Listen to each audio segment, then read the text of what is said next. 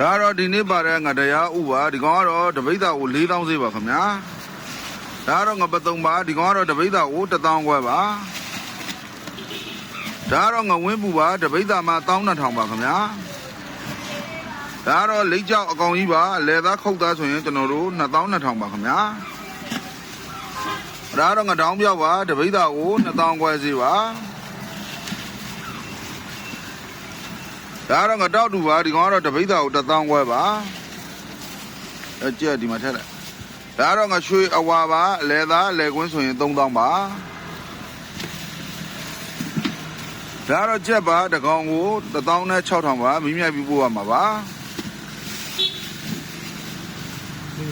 ဒါတော့မြင်းကတန်ခုတ်သားပါတပိဿာကို18000ပါ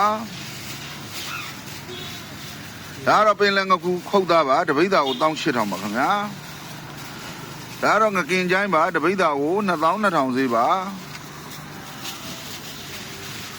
ဒါတော့လေခယူအသားတို့ပါတပိဿာကို8000ပါဒါတော့ကက်ကတိခေါင်းပါတပိဿာကို1000ခွဲစေးပါ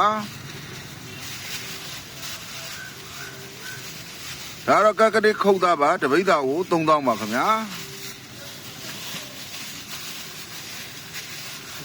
ဒါတော့ငတရားခုတ်သားပါတပိဿာကို3000ပါ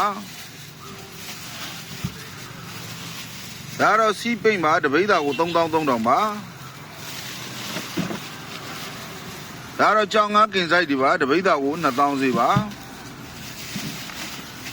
ဒါတော့ငသဲတို့ပါတပိဿာကို2000ပါ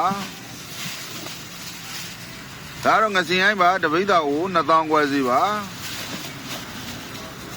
ဒါတော့ငလဝါရှိပါတပိဿာကို8000ပါဒါတော့ငလက်ရှိပါတပိဿာကို12000ပါခင်ဗျာဒါတော့ငတကွန်ပါတပိဿာကို1000ခွဲစီပါခင်ဗျာစုံတိကြည့်ပေးကြတဲ့အတွက်အားလုံးကိုကျေးဇူးတင်ပါတယ်ခင်ဗျာ